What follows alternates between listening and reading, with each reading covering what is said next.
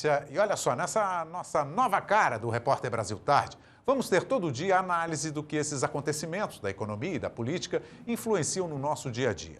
E quem vai nos ajudar a entender tudo isso é o professor da Universidade de Brasília, cientista político, economista, professor Ricardo Caldas, que está nos nossos estúdios em Brasília. Professor, boa tarde, bem-vindo ao nosso time. Eu começo já perguntando ao senhor. Boa tarde, muito obrigado. Auxílio emergencial. Parece pouco, para o governo custa caro e é a salvação nesse momento de pandemia, né? Exatamente. Nesse caso específico desse ano, do auxílio emergencial de 2021, o Congresso deu um limite para o governo federal de gastos em torno de 44 bilhões de reais.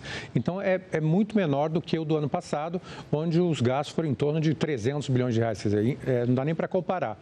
O número de pessoas atingidas, beneficiárias, né, no ano passado, foi em torno de 66 milhões, vamos dizer, em torno disso.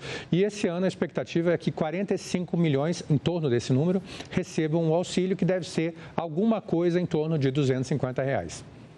Professor, vamos lá. A gente tem falado do auxílio emergencial, principalmente para ajudar quem perdeu o emprego e tal. E a gente teve aí um recorde de empregos em 30 anos com carteira assinada. Como é que se faz? Como é que se explica isso? Tá bom demais, não tá? Não, veja bem, os números de janeiro e fevereiro do COGED foram positivos, em torno de 200 mil em janeiro, em torno de 400 mil em fevereiro. Isso é um indicador, sim, de uma recuperação econômica. Só que como a crise foi muito forte, causada por esse coronavírus, né, então há uma discussão de quanto que seria necessário. Então, a ideia é que ano passado seria o fim de tudo, né, seria a finalização do auxílio e da retomada. Só que ninguém esperava essa volta do vírus já com mais força, de uma maneira até mais agressiva, né?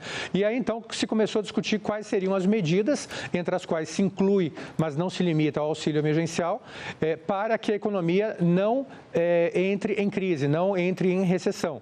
Lembrando que no ano passado, o nosso produto interno bruto caiu em torno de 4%, mais ou menos alinhado com o que aconteceu a outros países, como os Estados Unidos, onde o PIB caiu 3,5%. Então, esse ano a expectativa já é positiva, de que o PIB cresça alguma coisa em torno de 3%. Um pouco mais ou um pouco menos, dependendo do ator, né, da agência ou da instituição que faz a previsão, mas a expectativa é em torno disso.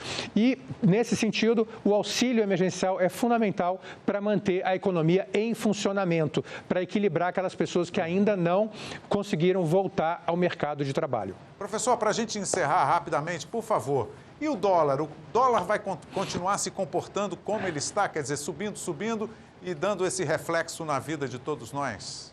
O que o senhor acha? Que o dólar tem um impacto na vida do cidadão comum é inquestionável.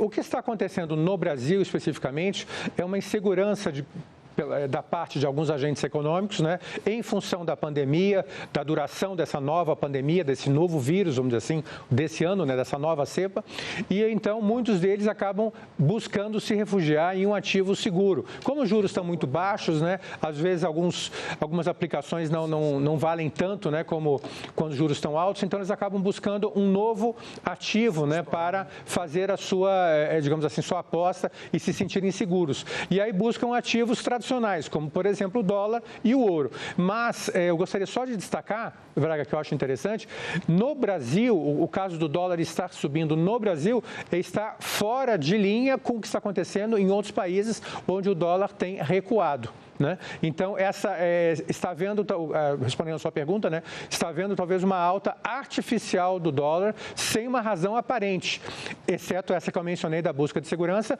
uma vez que no ano passado as exportações do Brasil foram em torno de 210 bilhões, em torno disso, as importações em torno de 160, o que gerou um superávit em dólar de 50 bilhões de dólares que entraram a mais no Brasil, só em função da balança comercial. Ou seja, não há falta de dólares no mercado, não. Então, realmente, é um pouco de insegurança, ou muita insegurança, né, dos agentes econômicos que estão procurando se refugiar no dólar. Mas a tendência, eu diria, não é de alta. A tendência, eu diria, é de estabilização e até mesmo de queda a médio prazo.